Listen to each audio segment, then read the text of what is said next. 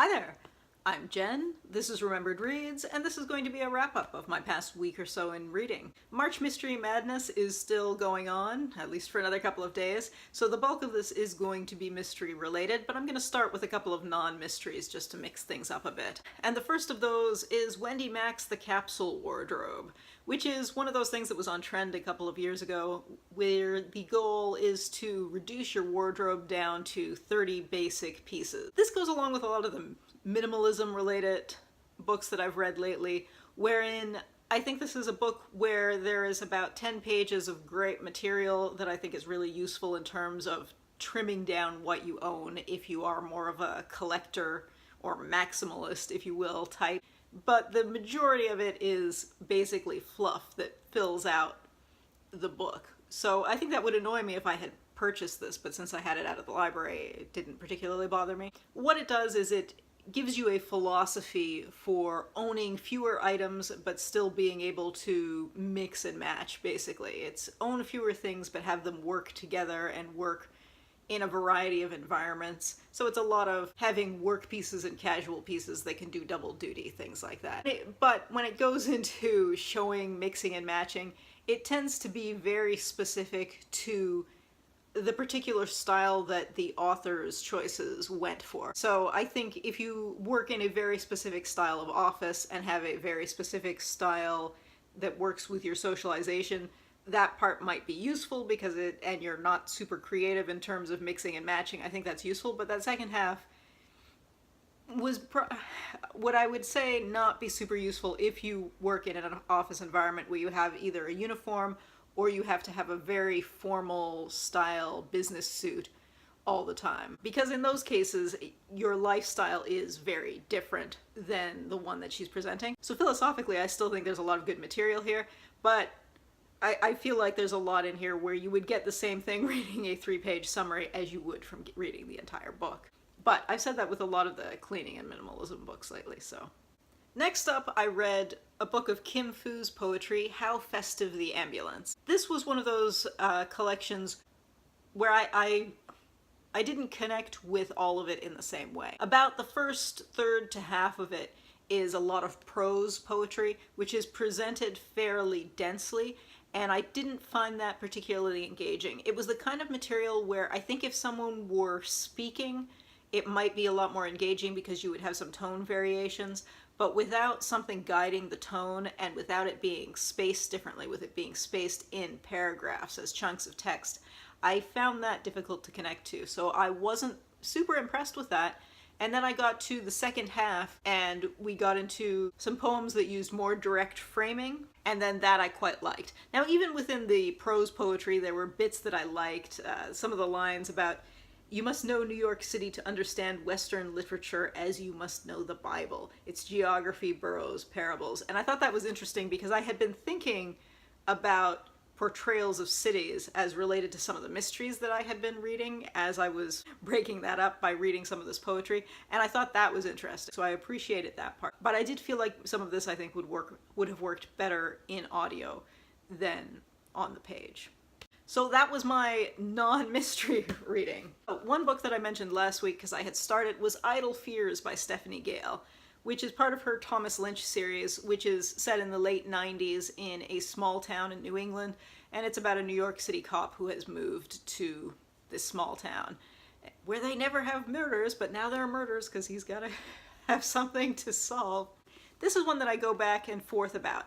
I find Stephanie Gayle's writing to be very compelling in mystery terms. I really like the pacing. The pacing is one thing where I think a lot of mystery writers suffer, and she does that really well. It breaks down into really nice, smooth-moving pieces. When you get pieces of the mysteries, it is for the most part something you can play along with, which I think is good in a mystery, but it was all a little bit ridiculous. There are basically two main plots, one of which is a kidnapped child who has a serious illness, and it ends up becoming a multiple point kidnapping of the same person without giving too much away, and it became a bit too much. So there is a character, the child character has a very rare physical illness. There is another character who has a fairly rare mental illness, and the way the two interact together was a bit ridiculous. There is a point in this where the characters talk about appearing on like daytime TV talk shows of the trashy sort, and it felt a bit like the plot itself was taken from a daytime TV series of the trashy sort from the late 90s, which I suppose is maybe atmospheric, but I thought it was a little bit ridiculous because the series does play with being more realistic rather than being playful. And I felt like the two don't quite work together, so I wasn't 100% comfortable with that. It felt a little bit dismissive of actual situations, which wouldn't bother me if it was written as humor, but because it's written seriously, I was a bit on the fence with that. Similarly, there's a B plot where the main character has some homophobic graffiti written on his car, and there are some business people who have a similar experience. And in both cases, what it turns out to be is kind of playing into a different kind of cliche than you think it's going to originally play into, which I liked because it's somewhat surprising, but it's only surprising the first time. It's not surprising when it's something similar in both cases, and I wasn't a huge fan of that. But even though I wasn't a huge fan of the elements of the two mysteries, I thought this was a lot of fun to read still. It was very smoothly written. So it's funny because I often read books and feel kind of the opposite way, where I enjoy the elements but not so much the writing, but this is one where I enjoyed the writing and not so much the plot elements. So on the flip side of that stylistic choice, I read Mehmet Murat Somer's The Gigolo Murder, which is part of his Turkish Delight series. These are translated by Kenneth Dakan, and they are not meant to be taken seriously. This is very much a series that is told with a bit of a smirk, where everyone is slightly over the top. The main character is a computer hacker slash club owner slash drag queen slash Thai kickboxer who has a kind of wacky collection of similarly eccentric friends, and they run around Istanbul having random romances and solving murders. It is just as ridiculous as that sounds, and I have a lot of fun with this series. So it does deal with some kind of serious issues, but in a very fluffy way. And because you don't take it completely seriously, it can have those serious elements be more over the top without it being distracting in the way that I found it to be here. So tonally, I think the tone and the content works a lot better here. In this one, there is a notorious gigolo who is found dead, who may or may not be connected to some friends of our sleuth, who in these earlier versions, I have read this series out of order, and we know the main character's name later in the series, but in the early ones, he actually doesn't have a name. When he's in the drag queen persona, he's Audrey, but when he's in his day-to-day life, you don't know his name at this stage, which was funny because I do know, as I said, in the later ones, he does have a name. And amusingly, the author doesn't show up in this one, because in the later ones, the author himself is a character in the books. In any case, it's all pretty wacky, and it ends in a drawing room scene, which is intentionally Agatha Christie-esque. Yeah, I definitely had a lot of fun with this. Although this is one of those series where I do feel like if you are someone who wants your serious topics taken seriously and respectfully, you might not enjoy this. And if you're a cozy mystery person, you probably wouldn't enjoy this either because the content is quite a bit harsher, even though it's done in this over-the-top way. But I did think this was great fun. And next up, I read volumes 2 and 3 of Velvet, which are The Secret Lives of Dead Men and The Man Who Stole the World.